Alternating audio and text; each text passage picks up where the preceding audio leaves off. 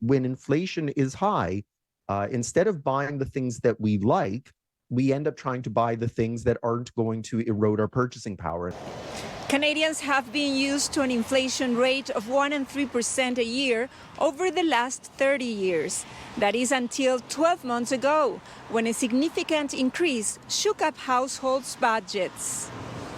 I ski less, I go hiking more.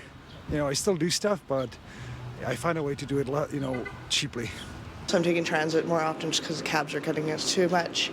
I stopped going out to restaurants as much. I just kind of eat at where I work because it's pretty cheap for me. Now I can't afford to go on traveling, vacations, stuff like that. So it's really limiting the fun time because I got to pay for the essentials, heat, food, gas, that kind of stuff.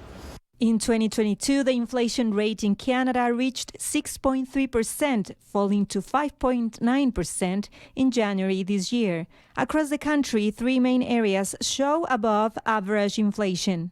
One is in rent, two is in gasoline, and three is in food, whether that's at the grocery store or the restaurant. Economist Moshe Lander says that despite employment being at a record high, workers are still falling behind in one aspect. The problem is that those that do have jobs are finding that their wages are not keeping pace with the increase in prices. So what's happening then is your purchasing power is being eroded. Small business owners have also felt the impact of inflation cutting into their profits, like James, who owns a tattoo studio. So we've had a lot of cancellations and a lot of people not showing up for their appointments just due to the fact that they'll book 3 or 4 months ahead of time, and then come the day of their appointment, they're embarrassed that they can't afford it. And Renee, owner of a Calgary wigs and hair extensions shop, also faces the same issue.